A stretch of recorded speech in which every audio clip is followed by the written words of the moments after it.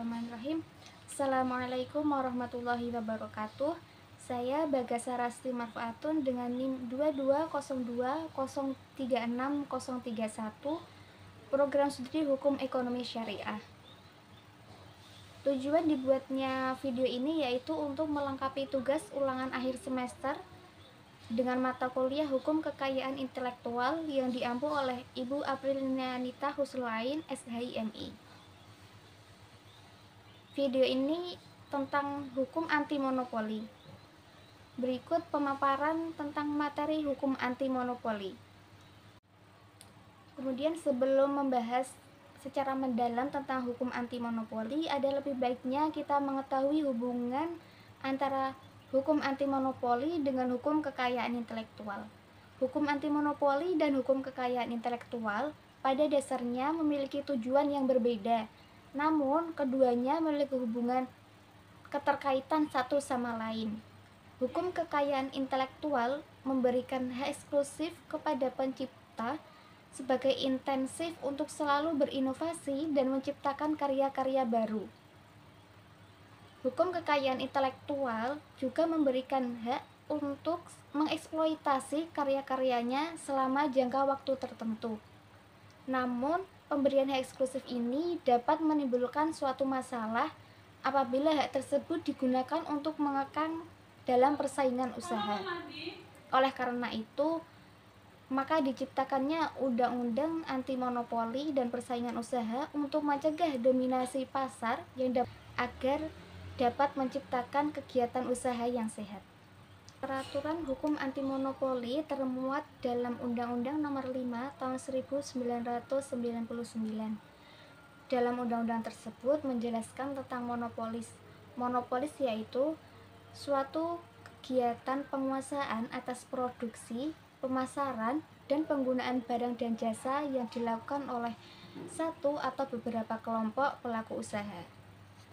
Sedangkan praktik monopoli yaitu suatu penguasaan kekuatan ekonomi yang dilakukan oleh satu atau beberapa pelaku usaha yang mengakibatkan penguasaan produksi, penguasaan pemasaran oleh beberapa pelaku tersebut yang mengakibatkan persaingan usaha yang tidak sehat. Sedangkan yang dimaksud dengan praktik monopoli adalah suatu pemusatan kekuatan ekonomi yang dilakukan oleh satu atau lebih dari kelompok pelaku usaha yang mengakibatkan dikuasainya produksi, pemasaran barang dan jasa yang mengakibatkan persaingan usaha yang tidak sehat. Kemudian tujuan diciptakannya Undang-Undang Nomor 5 Tahun 1999 yaitu yang pertama untuk melindungi kepentingan umum dan meningkatkan efisiensi ekonomi nasional sebagai salah satu cara untuk meningkatkan kesejahteraan rakyat. Yang kedua yaitu menciptakan lingkungan usaha yang kondusif melalui peraturan usaha yang sehat. Kemudian tujuan yang ketiga yaitu mencegah terjadinya praktik monopoli dan persaingan usaha yang tidak sehat. Sedangkan tujuan yang keempat yaitu mendorong efektivitas dan efisiensi dalam kegiatan berusaha. Di dalam Undang-Undang Nomor 5 Tahun 1999 juga diatur tentang kegiatan apa saja yang tidak boleh dilakukan, yaitu ada 6. Yang pertama ada monopoli, monopsoni, penguasaan pasar, persengkongkolan pasar, posisi dominan, dan rangkap jabatan.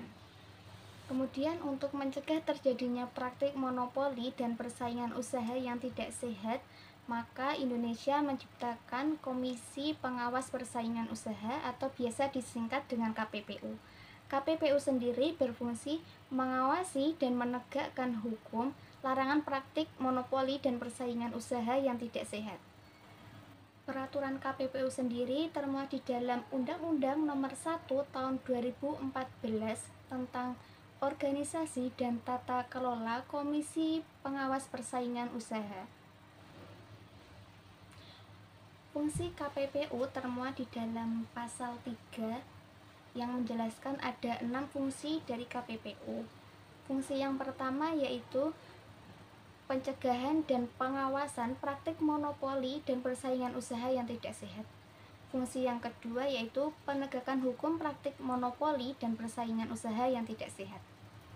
Fungsi yang ketiga yaitu penilaian atas rencana penggabungan atau merger badan usaha yang dapat mengakibatkan praktik monopoli dan persaingan usaha yang tidak sehat. Fungsi yang keempat yaitu pemberian saran dan pertimbangan terhadap kebijakan pemerintah terkait praktik monopoli dan persaingan usaha yang tidak sehat. Fungsi yang kelima yaitu pengawasan terhadap pelaksanaan hubungan kemitraan. Kemudian pembahasan yang terakhir yaitu tentang sanksi. Di dalam Undang-Undang Nomor 5 Tahun 1999 juga telah menjelaskan tentang sanksi apabila terjadi praktik monopoli dan persaingan usaha yang tidak sehat. Sanksi tersebut dikategorikan menjadi 3, yaitu yang pertama sanksi administrasi, yang kedua sanksi pidana pokok, yang ketiga sanksi pidana tambahan. KPPU sendiri hanya memiliki kewenangan atas penjatuhan sanksi administrasi, sedangkan sanksi pidana pokok dan sanksi pidana tambahan hanya boleh dijatuhkan oleh lembaga peradilan. Kemudian macam-macam sanksi administrasi yaitu ada sanksi pembatalan perjanjian, ada perintah untuk mengintegrasi vertikal, perintah untuk menghentikan kegiatan usaha yang telah terbukti melakukan praktik monopoli dan anti persaingan yang menyebabkan kerugian masyarakat. Sanksi yang keempat yaitu perintah untuk menghentikan penyalahgunaan posisi dominan. Yang kelima, pembatalan penggabungan badan usaha. Yang kelima yaitu sanksi penetapan besaran ganti rugi. Baik, sekian materi yang saya sampaikan. Kurang lebihnya mohon maaf. Wassalamualaikum warahmatullahi wabarakatuh.